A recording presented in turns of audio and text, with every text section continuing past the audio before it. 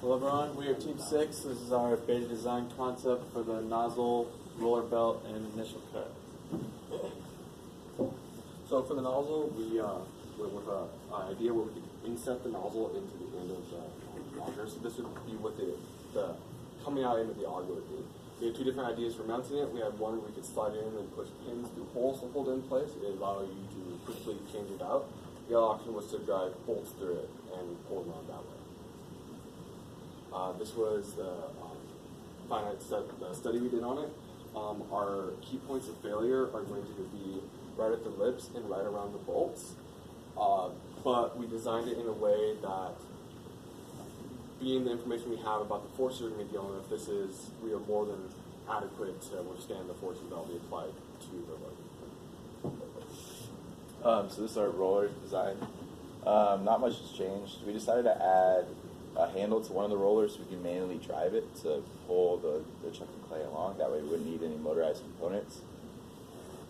So our design variables from last time, we turned a 0.5 roller diameter to center spacing of the rollers.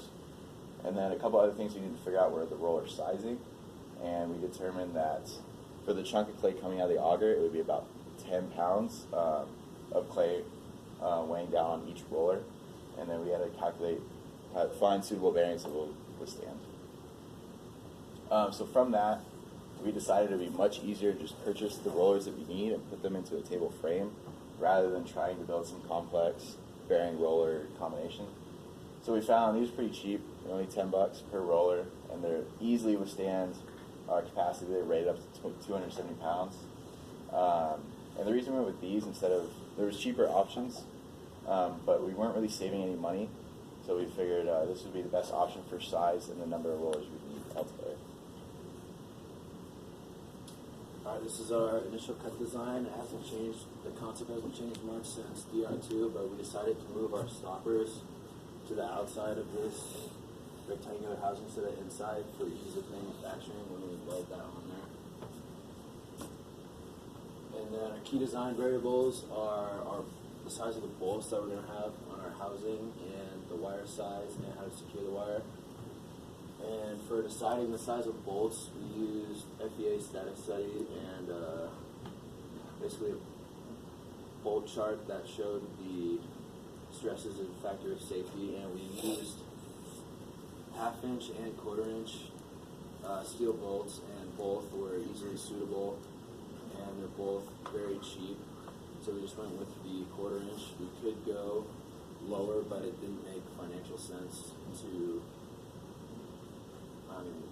reduce the size. So, and then wire size, we're just using from DR2 and then hands-on and tested the wire, so 1/16 inch was what we went with. And how to secure the wire to tension it, we used we started on a closed body turnbuckle that connects to the rods. And then this is what we wanted to do in DR2, but from research, they don't sell swagless terminals for 1/16 inch wire, so we had to go with a different design. So essentially, this part will bolt on, and then we'll swing the wire through here and then crimp it on each side. And the functionality of everything won't change by using this, but just a little different.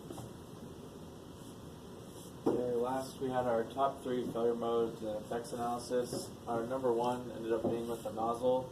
That one had the most consequences, as if those fasteners fail, the whole nozzle detaches, which pretty much stops production. To fix this, or to reduce the chance of that happening, we did some FEA studies on the bolts and the attachments of that nozzle, make sure the shear forces don't exceed the shear force it's going to be undergoing with the clay extruded through the nozzle. Our second one was with the roller table. If those bearings fail, which is pretty unlikely to happen, they have a pretty good lifetime. But if corrosion affects those bearings will fail, rollers will stop, clay will not move through the roller table. And our third one was with the wire slicer. Those fasteners to that housing fail, the slicer won't be able to be operated, but if that fails, we can also manually slice clay with a wire, which will not be very hard as a consequence while that is fixed or replacing bolts. And is there any questions?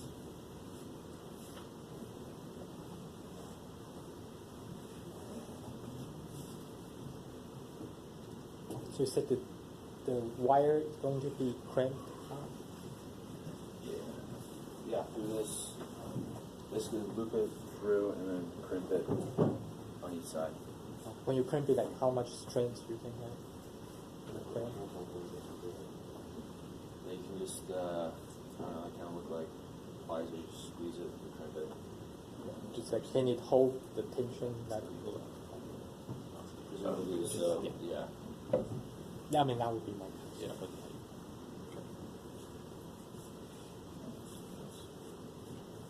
So now we are set to extrude one brick and one Yeah, so we string. do that initial cut, which cuts us to whatever length they need to produce enough bricks for their one. So we're not going to have like two. No, one, Just one, one. one line going through. Okay. Any other questions?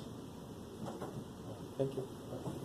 Do you have multiple nozzles, like one for hollow bricks, or is it just for solid bricks right now?